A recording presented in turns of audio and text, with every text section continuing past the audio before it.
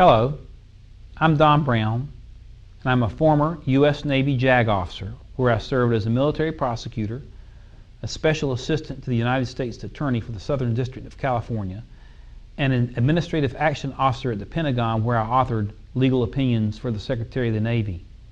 I'm also the author of the book Call Sign Extortion 17, The Shootdown of SEAL Team 6, and am co-producer of the film documentary Fallen Angel, the cover-up of the shootdown of SEAL Team 6.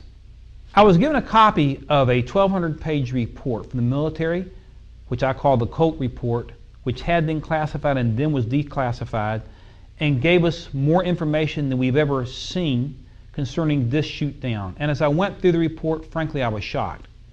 I came to the conclusion that 30 Americans, primarily U.S. Navy SEALs from SEAL Team 6, the same SEAL team that had taken out Osama bin Laden 97 days earlier, had lost their lives unnecessarily and frankly appeared to have been sacrificed on the altar of political correctness.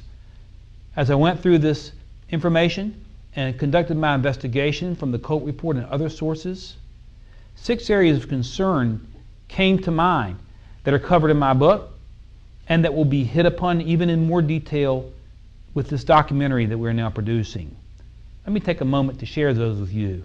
The first and perhaps the most disturbing issue that comes to mind involves rules of engagement.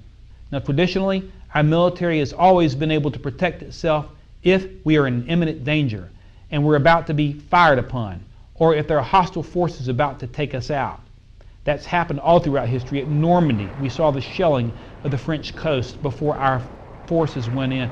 At Iwo Jima, even if you remember the first Persian Gulf War with the air war, for 3 days before we started Operation Desert Storm. We have always cleared the landing zone before we put forces in hostile areas. 30 millimeters, we got 4 individuals, got a whole bunch of guys right there maneuvering, we'll be engaging. Roger, back here up at 30. Just give me a heads up where you're in from.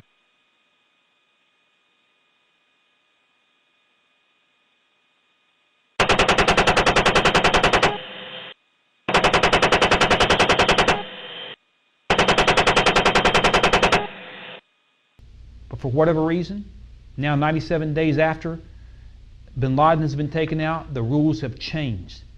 This SEAL team flies into a hot zone about 2:29 a.m. in the morning in Afghanistan. Other aircraft circling overhead, watching this old Army Chinook fly with the SEAL team to the landing zone, sees Taliban moving to the landing zone with RPGs. We had a United States Air Force AC-130 request permission to take Taliban out. It was denied permission. And these Taliban forces, who had already threatened to shoot down a SEAL team to retaliate against the bin Laden mission, were able to move into the landing zone. And as the SEALs helicopter came in within 100 to 150 feet off the ground, the Taliban fired an RPG 3 times at the SEALs chopper, hit it in the back blade, took it out, and killed all 30 Americans. That is absolutely inexcusable. The U.S. Air Force AC-130 requested permission to take out the Taliban and was denied repeatedly. We know that in the 97 days beforehand, the Taliban had moved fighters in here for the purpose of taking out a SEAL team. And we also know, inexplicably, that 8 unidentified Afghans jumped on the SEALs helicopter in the moments before it took off. We don't know who they were. All this was covered up in the final military report. We know there was a question about the helicopter's black box. We sent in 20 U.S. Army Pathfinders to try to find that black box. It was gone.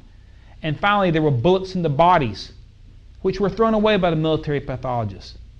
We ask that you would join us in a crusade for truth, to bring attention and to bring the light of truth and to shed light on what happened to these 30 Americans. They were the finest that we had to offer. They deserve to have their memories honored by ensuring that these foolish rules of engagements are never put into place again. Please join us in this film, Fallen Angel, so that we can bring the light of truth and to save other Americans who fight in harm's way for our freedom in the future. Thank you, and God bless America.